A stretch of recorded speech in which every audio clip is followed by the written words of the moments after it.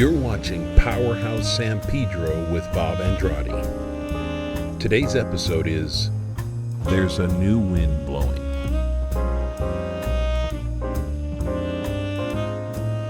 This is episode 36. No. Good morning. No, good morning. Good morning. Yes. Yes. We're not on. We're on. We're not on? We're on. We're live. We're not live. Good morning and welcome back to Powerhouse San Pedro, where there's not a lot of religious fluff, but we like getting straight to the point and being uplifted and encouraged. And so get ready, because today is going to be good. You ready for that? Yeah. Ready for something good? Ready for something really good? Yeah. You ready over there? Yep. All right. So without any further ado, let's begin with the essentials. Did you know that the citrus soda 7-Up was created in 1929? Now, the 7 was selected after the original 7-ounce containers, and the up part was for the direction of the bubbles. Did you know that? Now you do. Did you know that the United States bought Alaska for 2 cents an acre from Russia? Yeah. There you go. If you don't believe any of this, look it up yourself. This is completely, absolutely random, useless facts that we do. So now a human's peripheral, that's easy for you to say, peripheral vision is known to have a span of 195 degrees. Okay? But did you know that cats have a peripheral vision of 285 degrees? Now, Pat goes, that's why I knew it. Okay, did you know that Michael Jackson bought the rights to most of the Beatles' music for $47.5 million US dollars in 1985? And its worth today is $450 million.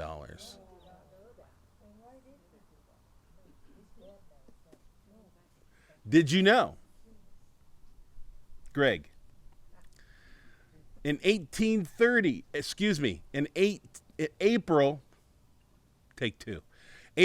18, 1930 was such a slow news day that at 6:30 p.m. the BBC radio announcer said this, and I quote, "There is no news."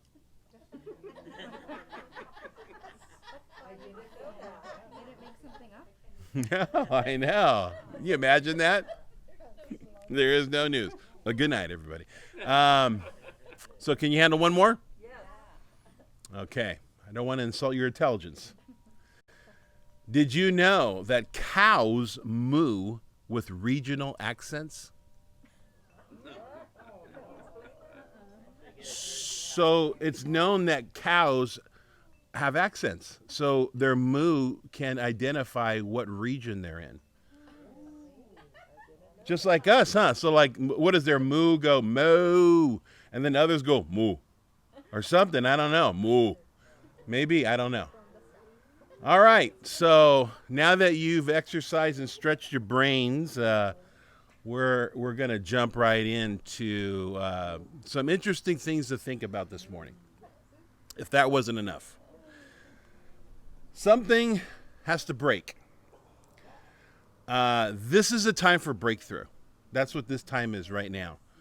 Hope is dissipating around us, we raise it higher.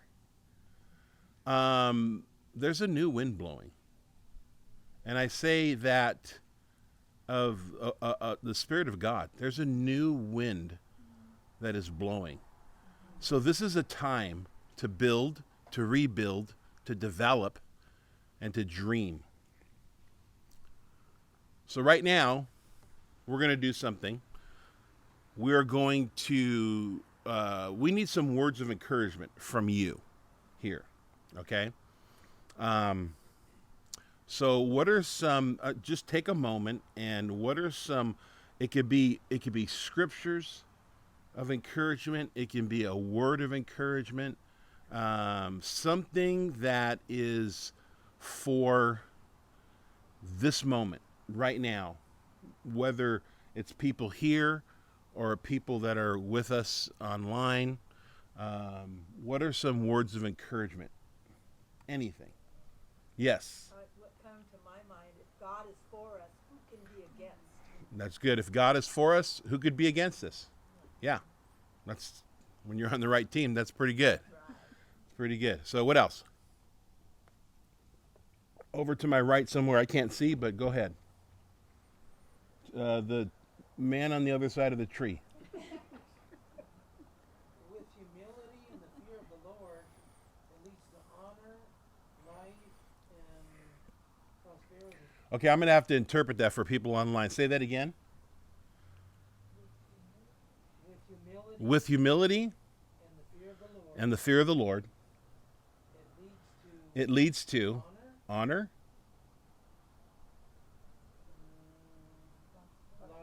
life, life, and prosperity. and prosperity. All right. Where's that found? Are you reading from that? It's from Proverbs Pro- 22. Proverbs 22. All right. You like that translation? My English is getting better. Yeah, Pat. Looking ahead, worrying, planning what will happen, is using our imagination. We need to go day by day, each day at a time, with Him. Okay. Say that again, and I think we're going to be able to pick you up. Looking ahead, Looking at. Oh, I'm gonna translate. Go ahead. Just give me some blocks there. okay, Looking ahead, worrying, worrying, planning planning, what will happen, what will happen, is using our imagination. is using our imaginations. We need to go day by day, We need to go day by day, day at a time, a day at a time, with Him. with Him. Good. Busca primero. Busca primero. Oh, look first. Si busca. Look first. Look first at the reign of God and His justice, Look first at the kingdom of God and His justice, Y lo demás será añadido. The rest will be. and the rest will be added. Yeah. Seek ye first the kingdom of God. That's in Matthew. Yeah. Very good. Anybody else? Yes. This morning he's been telling me to hold fast Mm-hmm.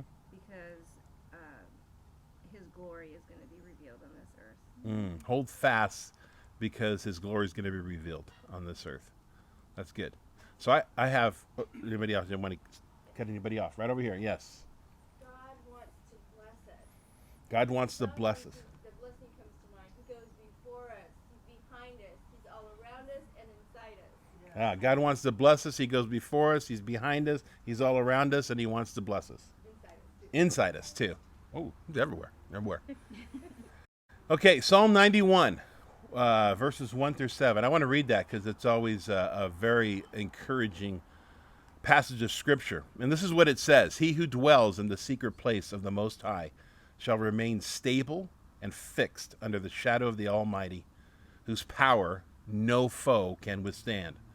I will say of the Lord, He is my refuge and my fortress, my God. On Him I lean and rely. In Him I confidently trust. For then He will deliver you from the snare of the fowler and from the deadly pestilence. Then He will cover you with his pinions, and under His wings shall you trust and find refuge. His truth and His faithfulness are a shield and a buckler.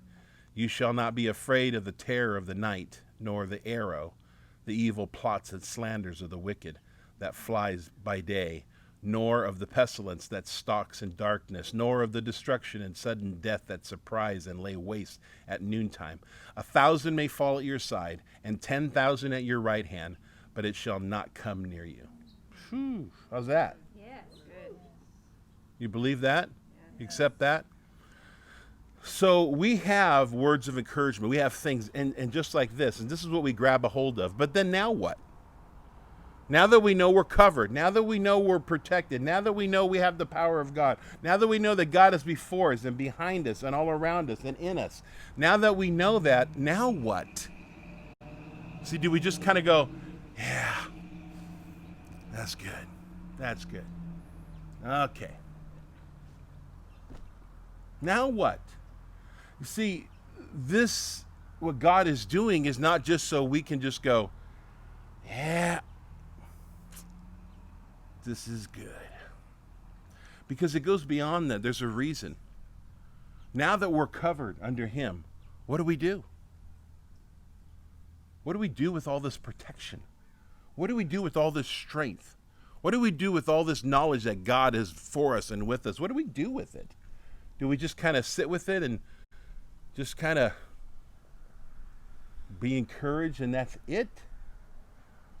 When discouragement is roaming all around us? When fear is running rampant through the news, the media, our neighborhood, our family, our friends, the paper, whatever we look at, where hope is really being strangled, it's crucial that we, the free, we, the covered, we, the empowered, take hope and keep it alive and well. Because if we don't, who will? Who will? We must keep the lid of hope and trust off the box, or else it will be closed up and it'll be sealed. The enemy is succeeding in removing hope from some of our family members. Have you noticed that? From our neighborhoods, our cities, from our politicians, from our leaders, from our nation. Now, let me define hope. Hope is imagining what good can happen, what good God can do. That's what hope is. Hope is imagining what good can happen. We all know what hopelessness is, right? That's when a situation comes and we imagine the worst. That's hopelessness. But hope is imagining what good before it even happens. So it's up to you and me to ride this wave of the Spirit, because there's a new wind blowing. And I believe some of you can feel it. See, too many people are down hiding where it's safe. In their bunkers, wherever they feel is comfortable. But why are people just going to safety? I just want to get by. I just want to get through this week. I just want to, hey, you know what? If no bad things happen, I'm good. Why are we just clinging to just safety? And the reason that people do that just want safety. I don't want to do any more. I don't want to push the envelope. I just want everything to go good. The reason people do that is because they can see and do all that they can see is the worst of what can happen. And so they want to prepare for that, protect. I don't want the worst to happen. Hope is being sucked out of our atmosphere more right now than ever before. So we need to replenish that. We need to replenish hope in the atmosphere because there's a new wind blowing. It's time for God's people to stand strong with enough hope for everyone around them. Think we can do it? Yes. Sure we can. We can do this. Yes. We're going to see revival in this community. We're going to see signs and wonders in this community. Yes. We're going to lift Jesus higher than ever before in this community. Now, people have hoped before, but people tend to hope because it looks promising. Like it looks like something good's going to happen, so they can anticipate and they kind of will hope at those times. Hope is primarily focusing on imagining what good God can do in any given situation. But far too many people, the minute resistance comes, hope is thrown out of the window. As a result, people have stopped thinking for themselves. People have begun to stop questioning things. More and more people are following the status quo. Why? It's easier. Hey, I don't want to rustle any feathers. Why? Because our troubled reality is too strong for some people. We must bring our eyes back on point. Our God works great against the odds. Read the whole Bible. Well, I don't know if you could read the whole Bible, but you could try to do it, and maybe throughout a year you could do it. Some of you have read the whole Bible. But as you go through the Bible, you'll see story after story after story of God winning when the odds are against them. And you know what? If you notice, God never loses. He's never lost. He always wins. God is undefeated. So how can we lose then? We're on the right team. If we're on the team that is undefeated, I can remember growing up, and we would play wiffle ball on the street. Just some of the kids at the corner there, and we'd have to pick teams. And people would pick teams, and I'd always all of a sudden they're picking teams, and as all the teams are situated. Wait, how did I know all the team was situated? I was still not picked. Oh, great. But anyway, I noticed when all the teams are situated and I was still yet to be picked, I noticed what team I wanted to be on. I wanted to be on that one team with that guy. He always wins. And so God is undefeated. So here at Powerhouse, we've been building a new church in Pedro. We've been doing that. We've been on that journey. Instead of focusing on building a big church, we focused on building a big church. That sound right? Instead of focusing on building a big church, we've been focusing on building a big church. Now, that sounds like the same thing, but it isn't. See, we redefine success. Success has always been to build a big church with a lot of people, bigger structure, bigger staffs, well-attended ministries. But instead of focusing our attention on building a bigger church, we have been focusing on building bigger and stronger people.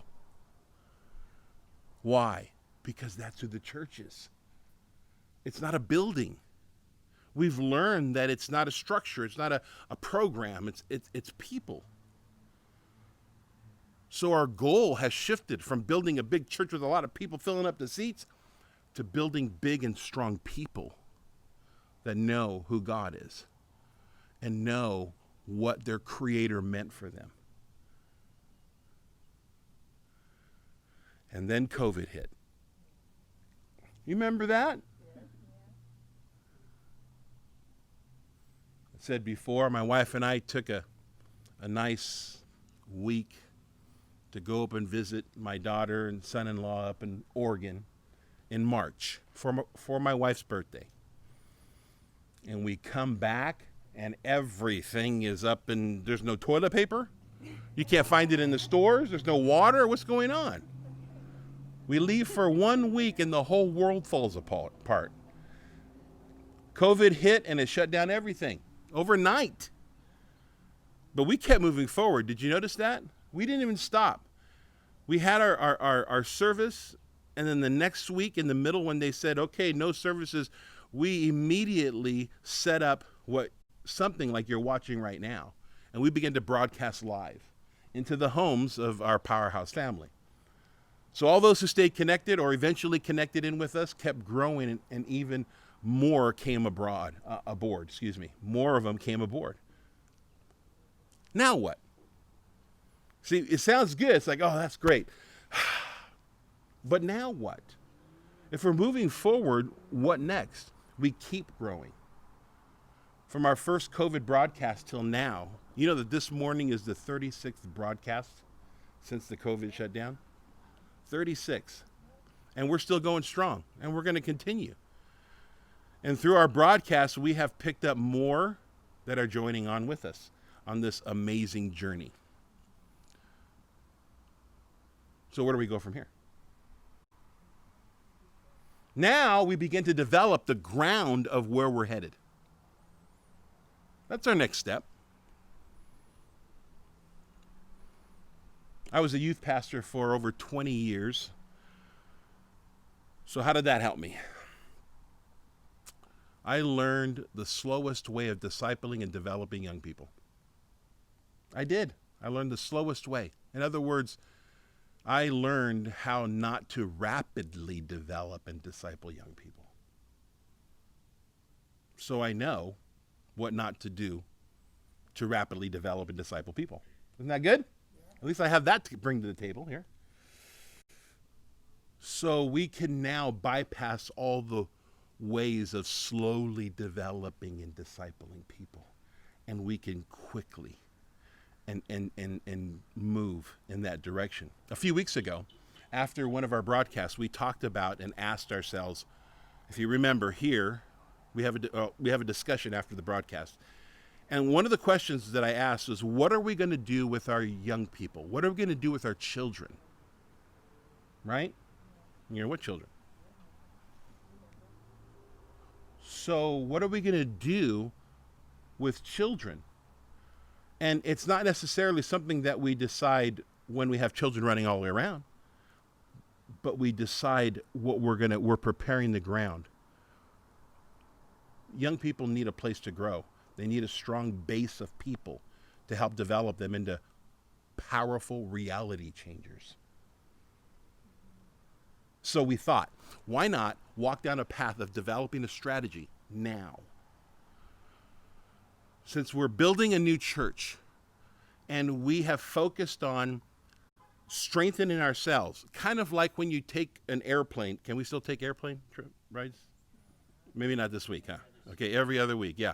So when you're in an airplane and the stewardess says, okay, here's the safety things, and if needed, the oxygen mask will drop down in front of you, and they instruct you to take the oxygen mask and secure it safely on your head before you help whoever you're with.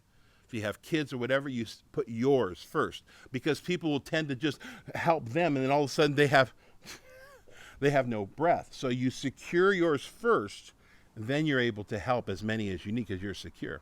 So what we have done is we've been securing our faith and our trust and our hope in the Lord. We've been securing our mass. For what?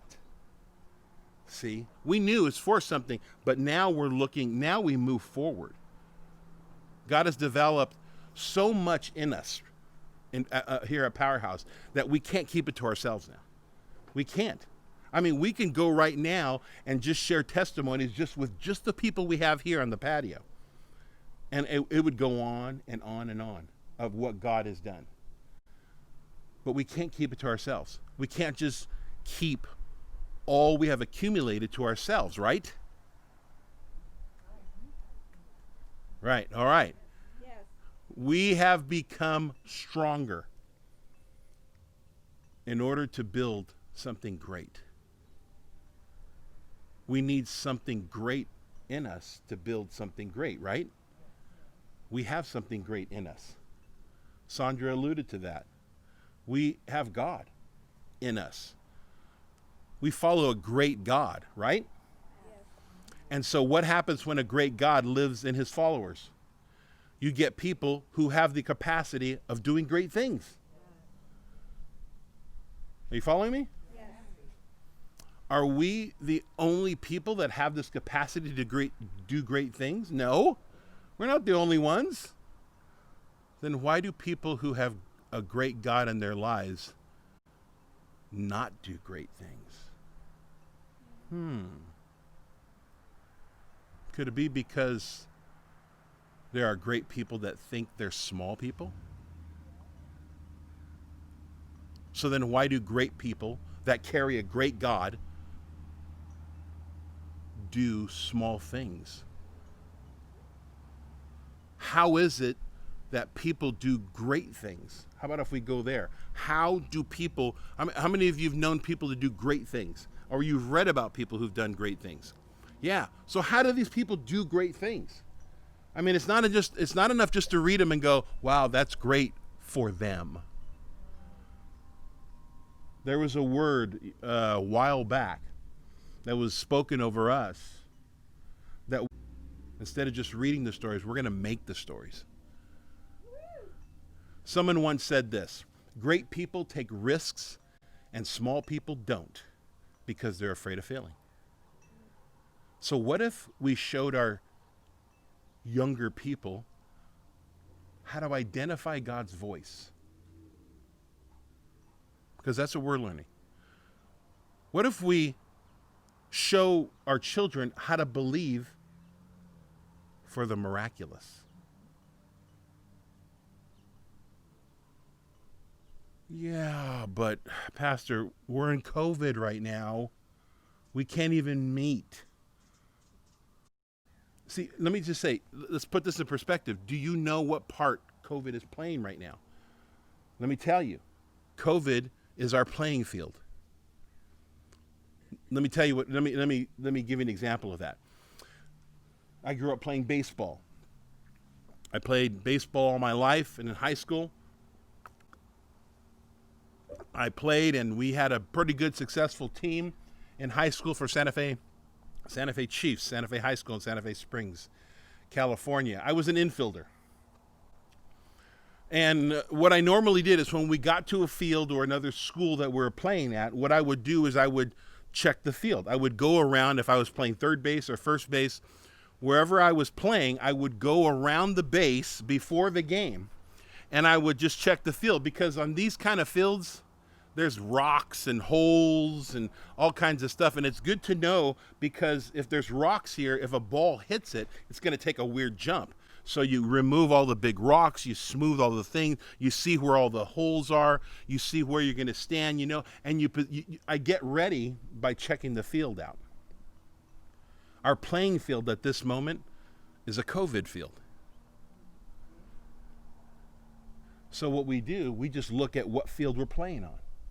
You see, when I played in high school, it didn't stop me from playing the game. It didn't even stop me. Those holes and those rocks and those uneven surfaces, those things didn't take away from how I played, because I knew where they were, and I moved what I needed to do so that I can do my best.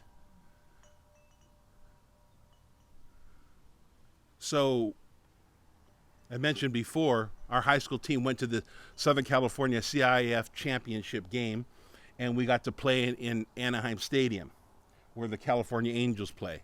California Angels, that's right.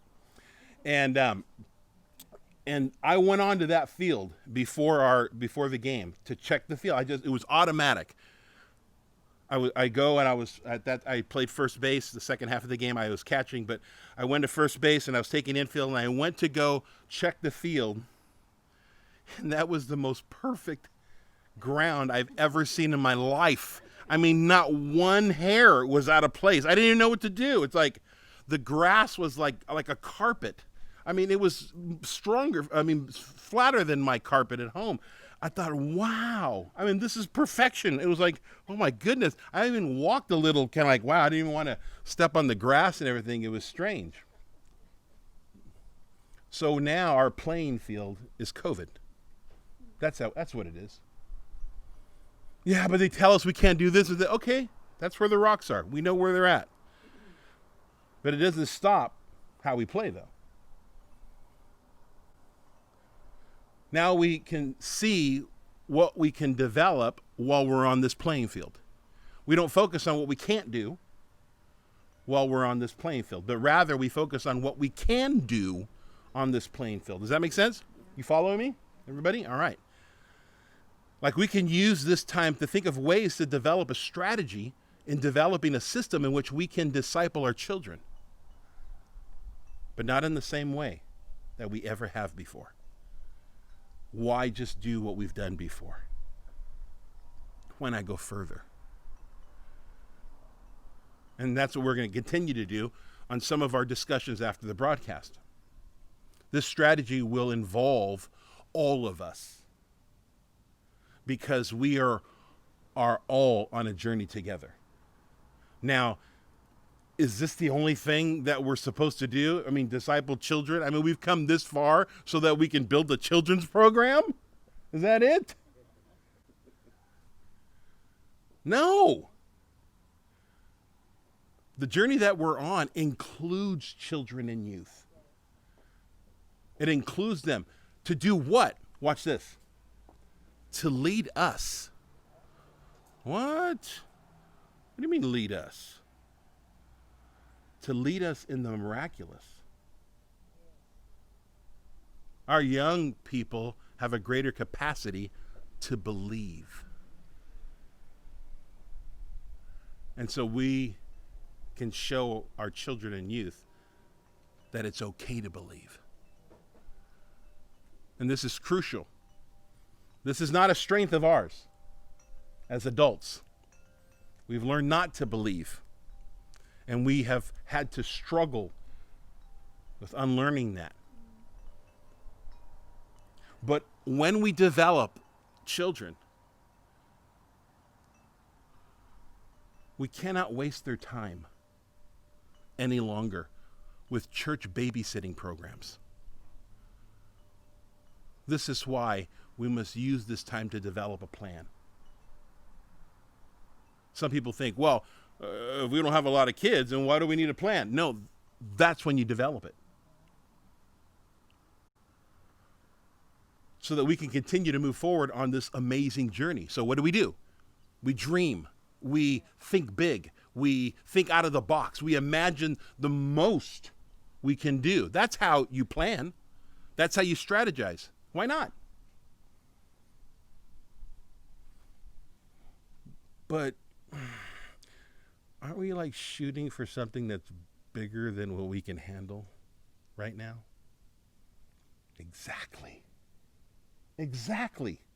We're shooting for something that's bigger than us. Because our abilities can only take us so far. But according to Sandra, we have an ability of the creator of the universe in us. Why not tap into that? Hedy Lamarr said this once: the biggest people with the biggest ideas can be shot down by the smallest people with the smallest minds. Think big anyway. It's not enough. It's not enough to acknowledge that our children are our future. Sounds like a song, doesn't it? I believe the children are our future. Teach them well and let them lead the way. Show them all the beauty they possess inside. You know that song I'm talking about, right? Right, Gary? That's your favorite song, right? Whitney Houston. We got to help our children to use our ceiling as their floor. You've heard that before, right? You know that needs to actually happen, though. What does that mean? What is our ceiling, though? We got to figure out what our ceiling is. What have we accomplished? We've accomplished how to hear from God. We're learning that and we're continuing. We know how to hear from God now. And some of you going, well, how does that work? Well, hang on with us, stay with us, because we continually zero in and know how to hear from God. It is possible to hear God. The Bible says that his sheep hear his voice. So why do we have to guess? And we've learned, and I've learned something. I've been in ministry for 30 years, but just in this last decade or so, I have heard God like never before. So we can show them how to identify the voice of the Lord. What if their starting point, their floor, is hearing the voice of God? Can you imagine children starting off knowing how to hear God?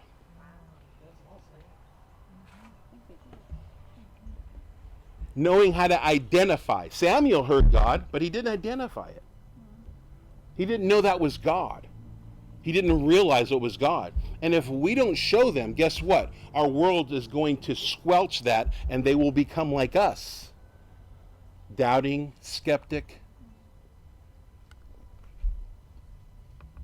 What if they can identify the supernatural? What would that be like? Why do we wait until we're adults to hear the voice of the Lord? You ever think of that? Well, our church has done that. We've focused on the adults hearing from God. Meanwhile, the church babysits our young in another room. And then we teach them only the stories without showing them how to topple giants. We teach them the story of miracles without showing them that they can conquer sickness and disease. We give them the information without the supernatural application of God. Through decades of Sunday schools and 6 years of youth group, I did not ever remember learning how to recognize the voice of God. or identify the unseen world. I mean, it was kind of like, well, of course, there's God. Where? I don't see him. But everybody acted as if they could see him in church. Oh, there's God. Where? I don't see God. I see you. Are we supposed to see God? And then I hear Sister Margaret say, oh, God told me. God told you? How does that work? You mean like God talks to us? You have a hotline, Sister Margaret? How did you do that? Is that just for Sister Margaret, or is it for everyone? No one told me. I never asked. Until I got older, I thought, wait a second. If Sister Margaret can hear from God, then we should all. And then I found out we can. So then I trained just this elite of our church. No.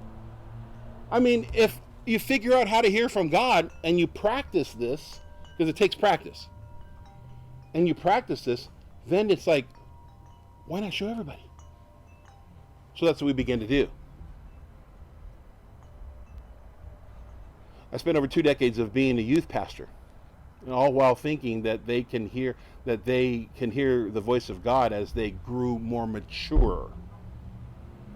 It was like teaching them principles and information without the emphasis of moving in the supernatural. Why was that?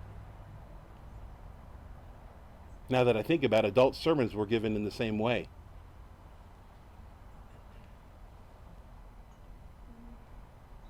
What if our children were the ones that were laying hands on people and they were being healed? We did an experiment, if you remember. Not too many years ago, we did an experiment. And we had a number of children in our class. And what we did is we asked people that needed healing. They needed physical healing. And we asked them to come forward, and they did. And we lined them up on the west wall of the room that we were in. And then we brought the kids in, the children from the other room. And we asked them, I asked them 2 questions. Actually, it's 3 questions. And the 3 questions were this. 1, do you believe in God?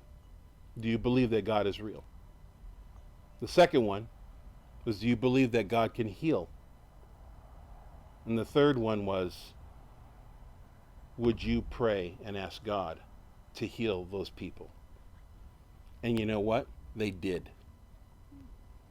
And you know what? People were healed. What?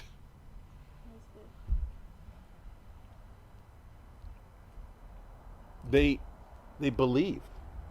We got to be careful though, right? I mean, kids grow up and we say, Santa Claus is real. And then we say, God is real.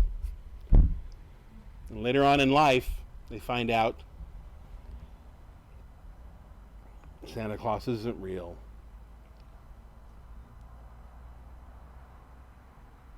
Maybe they find out from somebody else and they go, what? And then we want them to still believe that God is real? I have 5 children, and Nicole and I were very careful because I didn't want to throw the baby out with the bathwater. I like celebrating holidays. I like Santa Claus. I like the Easter Bunny. I like, what, Pastor? That's not church. There's no Santa Claus in church. Well, you know what? We were careful at letting our kids know that Santa Claus came from actually a real person, St. Nicholas. And we told them that story and how that has come about, and how St. Nicholas would put through the window in the socks and put fruit and stuff in there, and based on that, and then what happened, it kind of turned into a whole big thing, and then Coca-Cola gave us the picture of Santa Claus. That's how we got the picture of Santa Claus. It was Coca-Cola. Coca-Cola gave this old jolly old guy with red and white. Why red and white? Because that's the colors of Coca-Cola. Yeah. And so we bought into that and everything, and we continued to play the game and the story of Santa Claus. As long as they knew this was not real. But that doesn't mean we can't have fun with it. That doesn't mean we can't go, what was that on the roof? And everybody in the room knows that it wasn't, but it's fun. As long as they know. But we did make sure to know that when we say God is real, that's real. We got to be careful because they easily believe.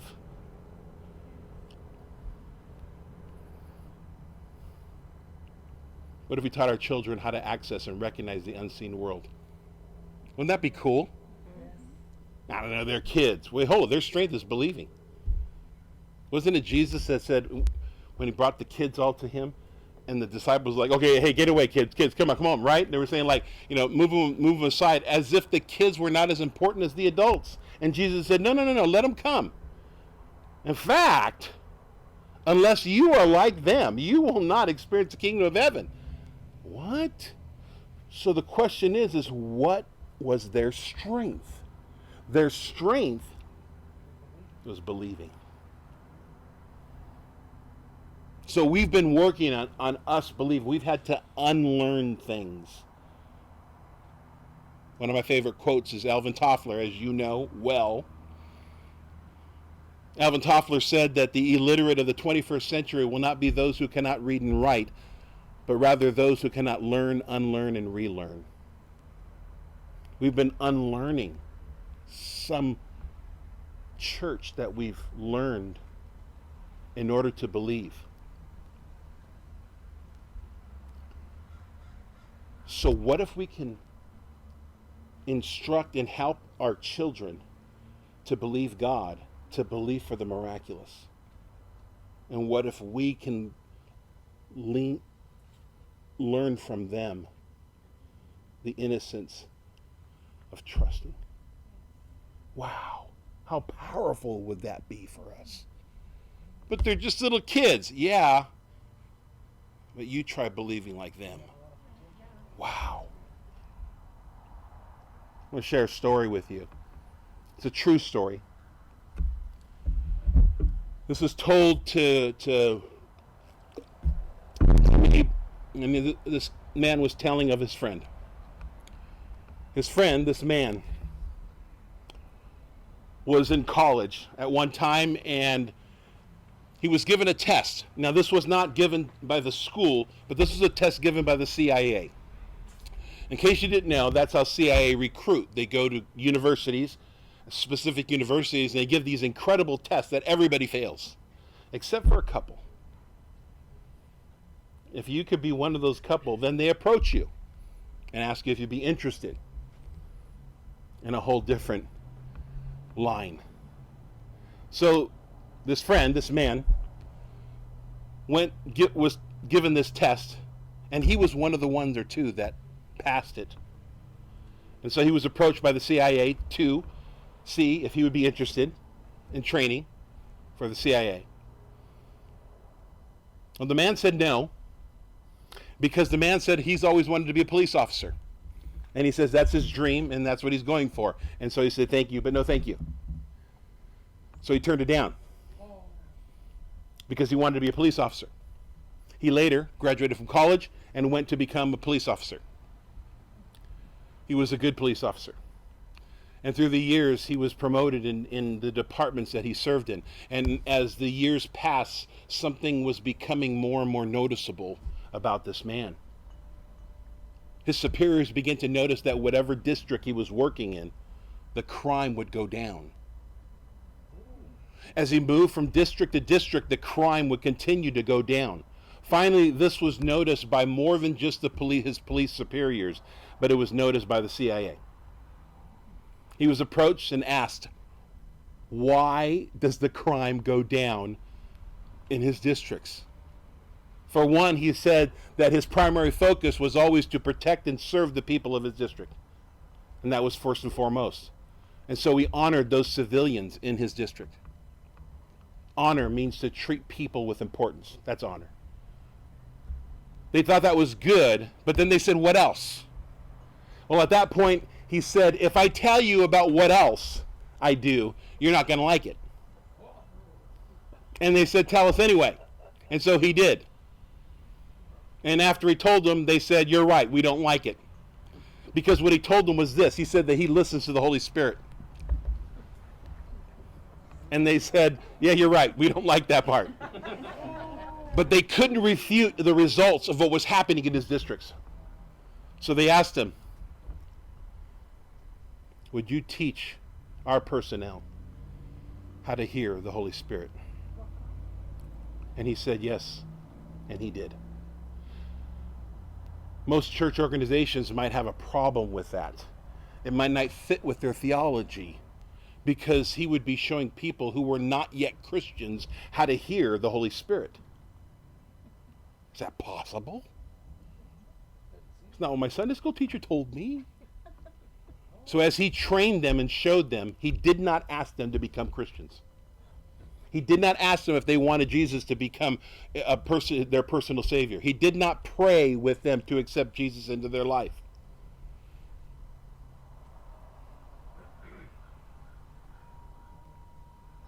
That alone would throw most churchgoers' theology into a point of confusion if they would have known at that point. Even though this man did not lead these men to receive Jesus Christ as their personal Savior first, he began to notice something happening. As he was training people how to hear the Holy Spirit, and it was working, one by one they would approach him privately and say that they want to know about this God and power that they're experiencing. What if, as we begin this step to strategize, as we begin to structure a whole different way of what we're going to do with our children?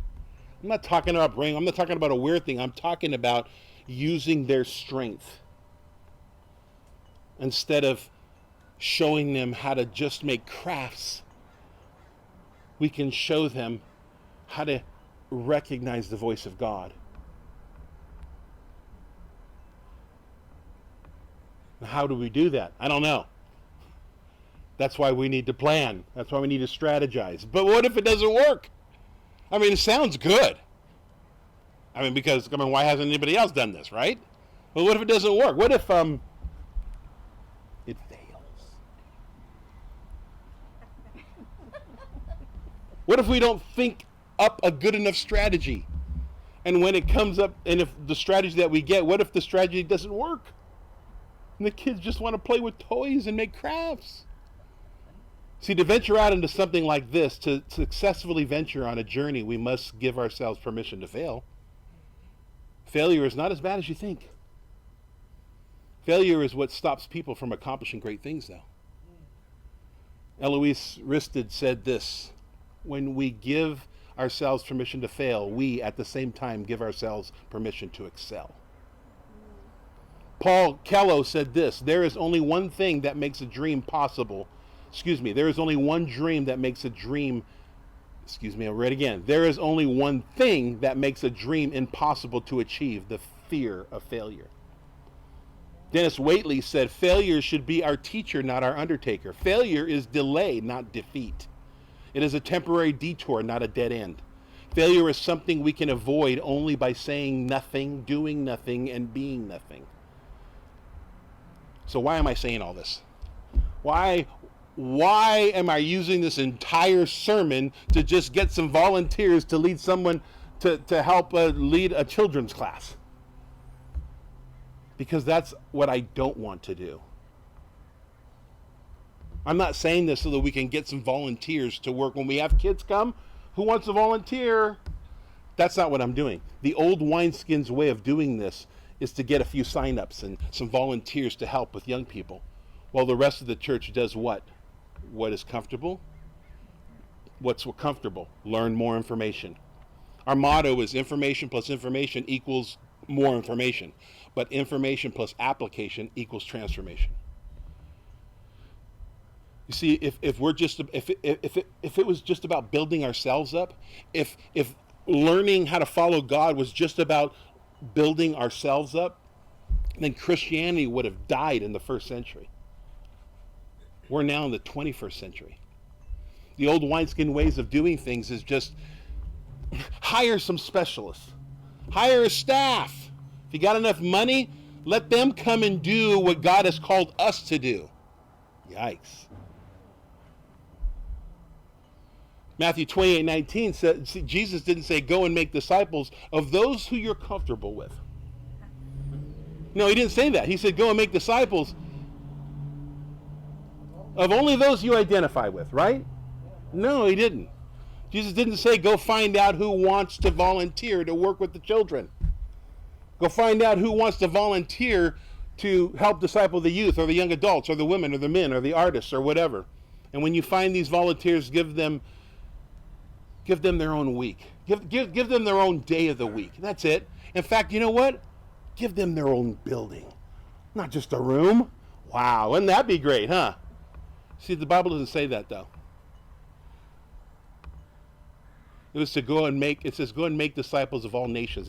That word nations is a word that means all people groups. In other words, all people of all races, of all ages. What if we, the church, responded together? What if we all stepped up to the plate at the same time? What if we stepped out of our traditional way of doing this and we all responded to the Great Commission together?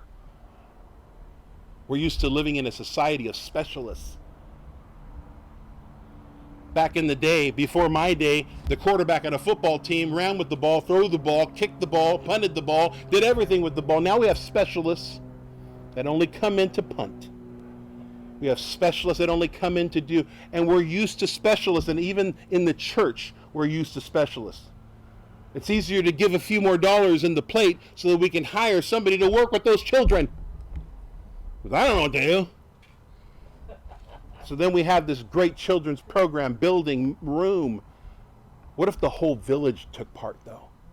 What if it wasn't specialists? What if the whole village, everyone, took part? That's crazy, huh? That's crazy. So why is that crazy, though?